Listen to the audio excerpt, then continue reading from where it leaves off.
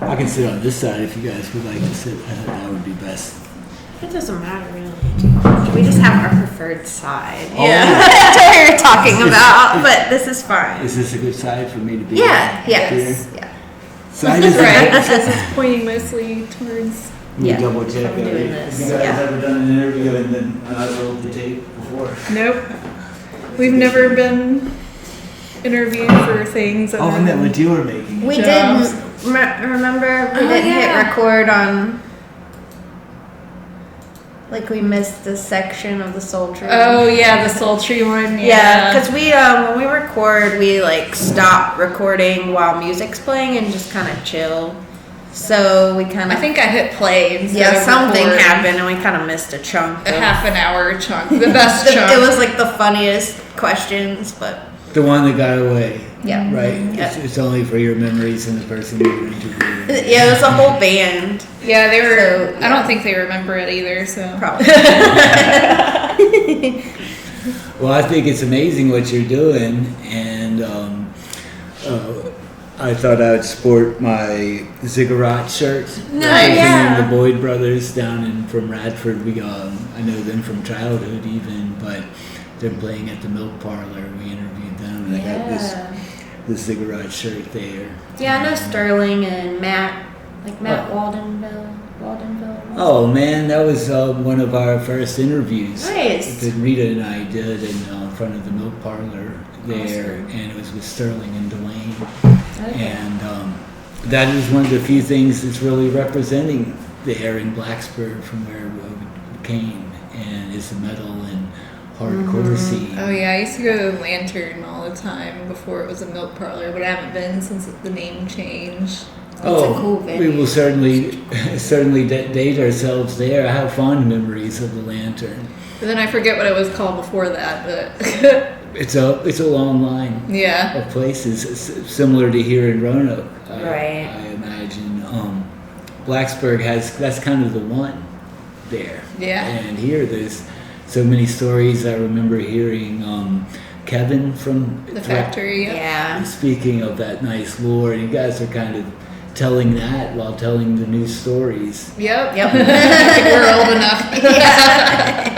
Indeed, it's good to have. I'm old enough too, I believe, and to be veterans on it, you can kind of lead people to the places. Yeah, you For know? sure. And I wanted to perhaps start with, how did you start the podcast? You know, you guys are usually the Qs of the Q&As, so Right. you know, it's such a modern thing. Yeah, so I had the idea to do it in 2015 and did a couple episodes with somebody else, didn't really work out, and then in 2016 or 17, Yeah. I feel like it's maybe 2017 is think when so. I approached Savannah and I was like, hey. I thought you made a post and I was like, Oh, did I? Yeah, Yeah. you probably remember it better than me. You I tell thought it. you made a post and you were like, hey, I want to do this podcast. I'm like looking for someone to do it with me. And I was just like, all right, sounds fun. Yeah. Yeah. I would have preferred to have a girl do it with me too anyway, so worked out perfectly. Oh, it has excellent balance, because sometimes it can be a bro fest at the metal shows for sure. Right. Yeah, and in the podcast world too. There's Indeed. You know, Right.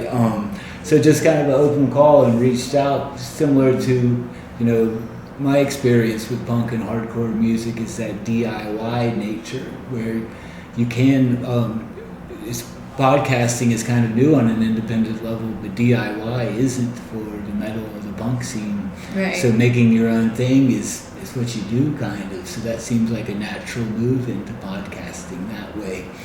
Basically, you get a microphone and a cord and kind of teach yourself how to do it. What was the next step after, you feel like you were in position to talk to people, and then, let the tape roll from there?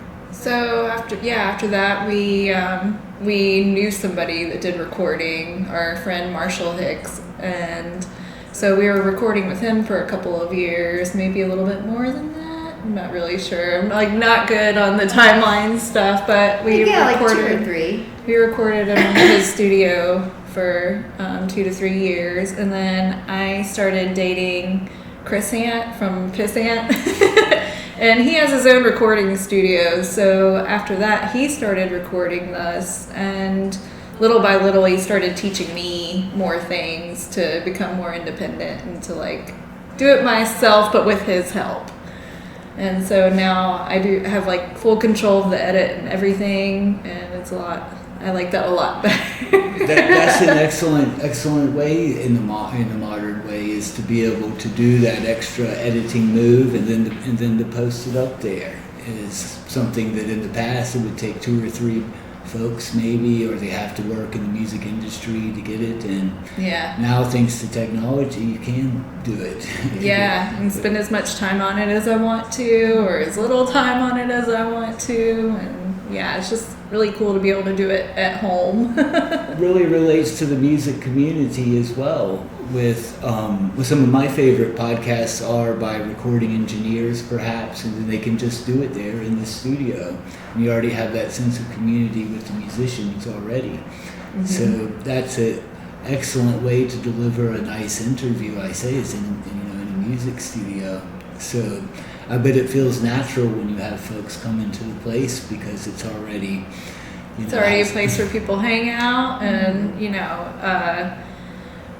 pretty much almost all of our friends are musicians or in the creative world somehow. So it just we just mainly started it to boost up our friends, boost attendance at shows, and just do whatever we can for the community. Try to spread the word, get more kids out. Oh, indeed. I'm going to get his name wrong. Perhaps I met him once at the new skate park meeting, or the information thing they had at Wasena there. Kevin for Flying Panther. Maybe Josh. Did he have a beard? Yes. Yeah. Excuse me. With the names.